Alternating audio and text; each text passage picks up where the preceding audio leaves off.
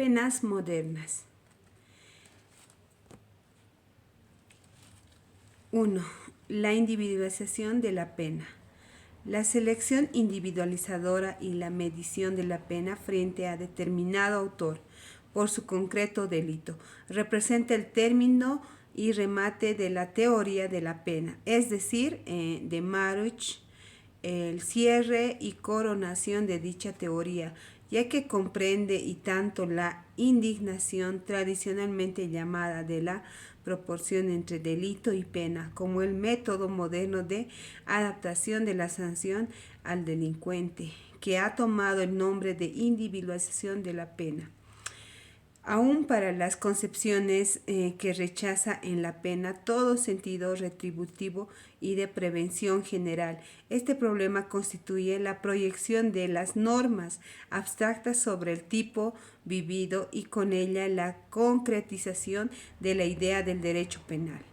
El derecho penal de la escuela clásica y el tradicional se ocupaban fundamentalmente del delito para determinar la pena, es decir, consideraban la relación delito-pena como reacción a esta poca importancia que se da al delincuente, que es el centro del derecho penal, porque sin este actor, delito sería un enunciado teórico, abstracto y hasta metálico.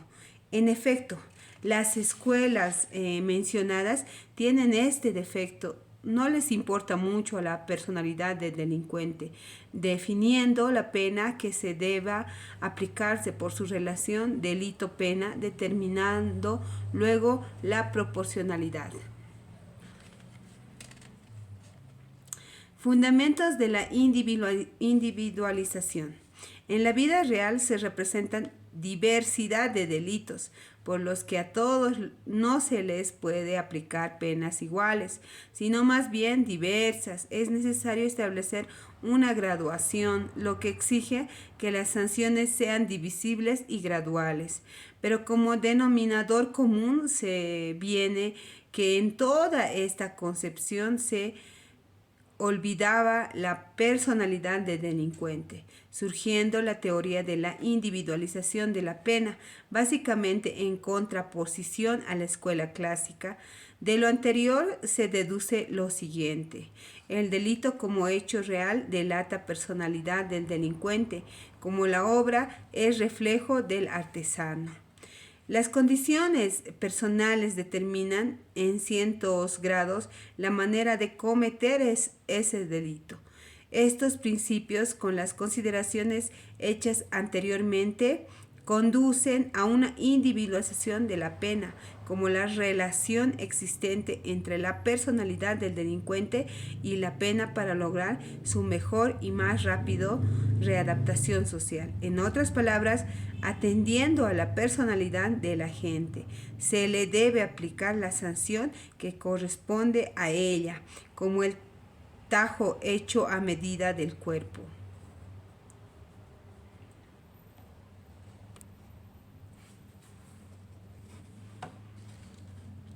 3. Momentos de la individualización de la pena. Se pueden distinguir en la individualización de la pena tras momentos principales que son el legislativo, el judicial y el penitenciario o administrativo. Inciso A. Momento legislativo. En esta instancia debe aceptarse que cuando se redacta, discute y aprueba la pena, se lo hace con carácter general para todos, pero debe establecerse que en cada delito se mantienen los móviles individuales que conducen a su ejecución. Inciso B. Momento judicial. La individualización comienza realmente en el momento judicial, puesto que el juez estudia la personalidad del delincuente, el delito en concreto, en base a los cuales llena los requisitos de ley para dictar su fallo. Momento penitenciario administrativo. Esta última etapa está a cargo de los funcionarios de las penitenciarías, que deben estudiar la conducta de los reos para determinar los efectos de la aplicación de las penas. 4. El perdón judicial, naturaleza y casos de aplicación. Un instituto que da aún mayor libertad al que juzga en la tarea de la elección penal es el perdón judicial. Bien, su organización legislativa como potestad del órgano jurisdiccional del Estado es reciente, sus orígenes son remotos y se encuentran ya en las leyes de Manú, que aconsejaban al rey reemplazar en determinados casos la multa por la represión. También en Egipto era posible que en lugares de penas leves se reprendiera al delincuente. El derecho canónico acogió ampliamente este principio, que fue seguido por el derecho laico francés y en España por las partidas. Según Anton Onsea, el perdón judicial reconoce un triple fundamento ético, técnico y práctico. El fundamento ético radica en la piedad, pues la historia del derecho penal nos muestra que la reacción punitiva originada por el deseo de venganza fue evolucionando hacia el principio razonando de la defensa social, siendo los sentimientos de justicia y piedad los que posteriormente demostraron el progreso del derecho penal, ya que hoy se trata también de reeducar y readaptar al delincuente para que pueda ser de utilidad a la sociedad. El fundamento teórico reside en la individualización de la pena. Nadie piensa ya en hacer abstracción del individuo y aplicar penas iguales a quienes cometen delitos iguales. Distinta ha de ser la sanción para un delincuente pasional que para un habitual. El perdón permite que cuando un juez suponga que el delito constituido en un episodio aislado en la vida del delincuente, que seguramente no volverá a repetirse, pueda eximirlo de la pena, pues la influencia psicológica que ejerce sobre el individuo acaso sea mucho más efectiva que un encierro temporáneo. El fundamento práctico reside en la necesidad de suprimir la ficción, ya que bien sabemos que a ella recurren los tribunales o jueces para no conceder a individuos que no merecen sanción, los simulando una existencia de culpabilidad, absolviendo injustamente o aplicando al caso para analogía alguna eximente contenida en la ley. Casos de jurados. En nuestra legislación, el perdón judicial se haya establecido en el artículo 64 de la Constitución Política del Estado. Inciso 5. Suspensión condicional de la pena. Este fenómeno, también llamado condena condicional o condena de ejecución condicional, tiene la virtud de suspender durante cierto lapso de ejecución de la pena ya impuesta, vencido el término fijado, sin que la favorecida reincida en la comisión de un delito o incumpla las obligaciones impuestas. La condena queda definitivamente extinguida. Se trata pues de esa causa de extinción de punibilidad sujeta a condición.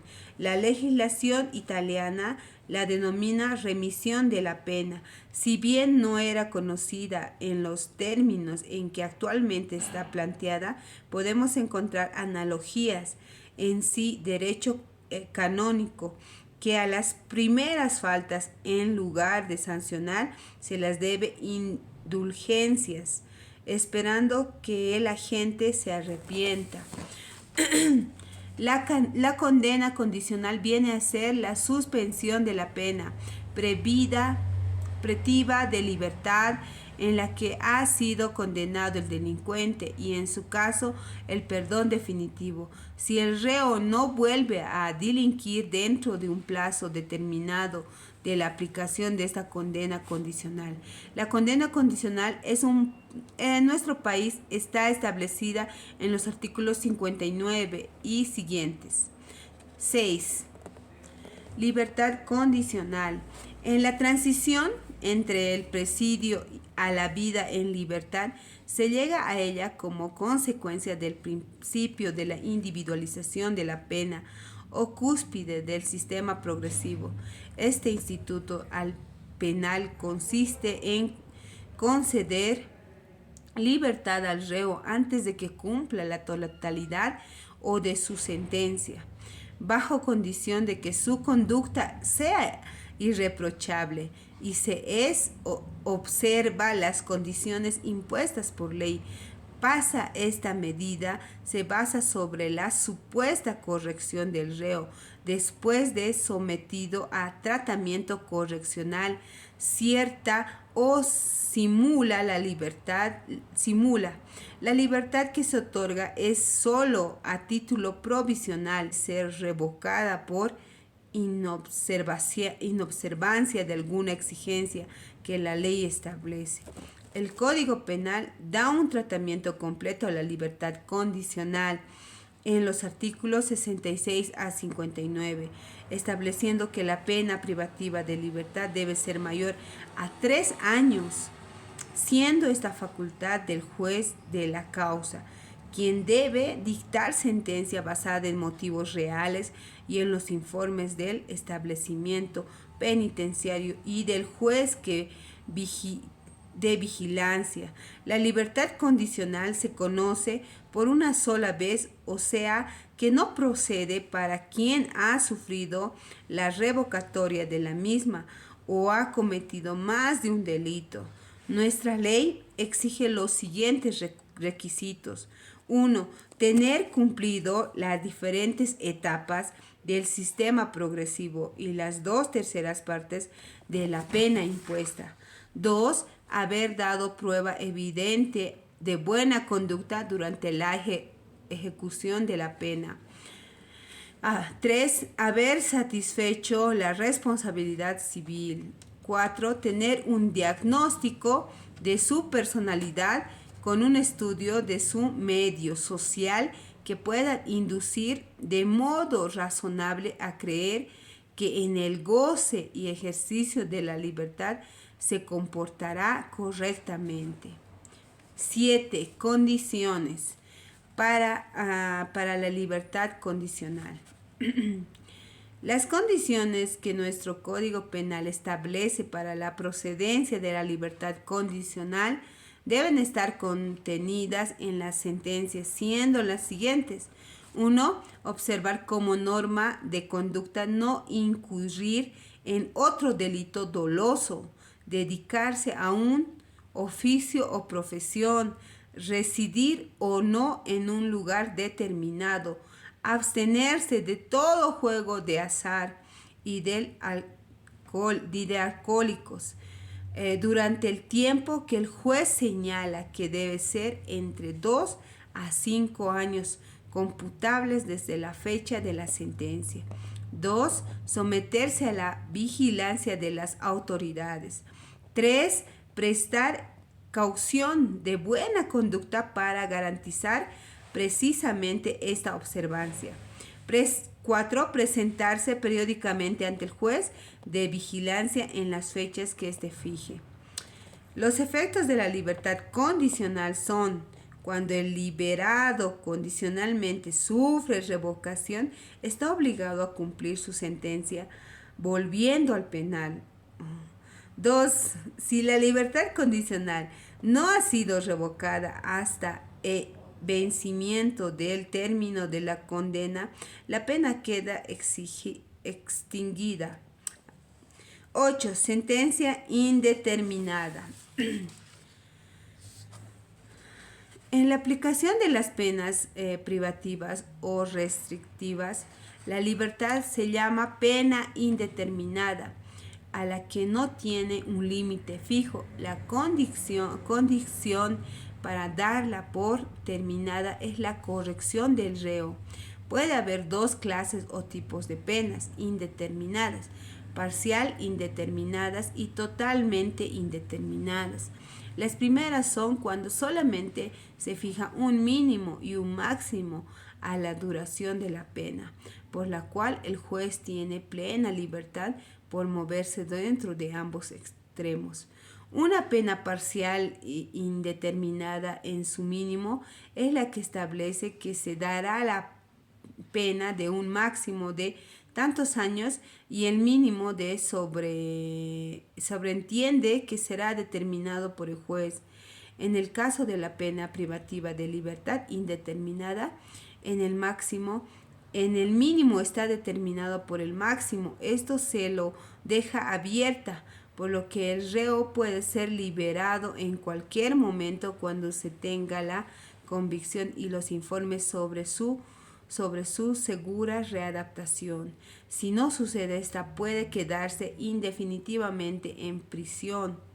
Como pena indeterminada, en el máximo se tiene, por ejemplo, la pena de 2 años como mínimo y máximo en blanco abierto. Puede haber indeterminación en el máximo y mínimo. Generalmente estos están distanciados mucho entre sí. Por ejemplo, para un delito se da de 1 a 10 años. El juez dentro de estos límites tendrá el recluso en la cárcel hasta que se corrija o se lo considere readaptado. La pena es totalmente indeterminada cuando no existe ni mínimo ni máximo, como se tiene en Dinamarca, país en el que si la delincuencia reincide más de 5 veces es detenido hasta el momento en que se corrija, sin que sepa previamente cuánto durará este lapso, pues el aspecto colectivo es la determinación punto aparte. La sentencia indeterminada es muy discutida. Tiene razones en pro y en contra a favor de esta pena. Puede decirse que ella permite la tarea colectiva, sino los premures y limitaciones de una pena determinada. Se permanece en penitenciaría hasta el momento en que su juez, que ya está corregido, elija así una tarea rehabilitadora. Los adversarios a esta clase de penas consideran que los más importantes es salvaguardar la libertad de las personas, por delincuentes que sean, a menos que se tengan organizaciones criminales de primer orden. Pero la verdad es que se puede fallar mucho y tener determinadas a las personas por un tiempo mayor al que realmente deberían estar con sentencia determinada. Gracias por su atención.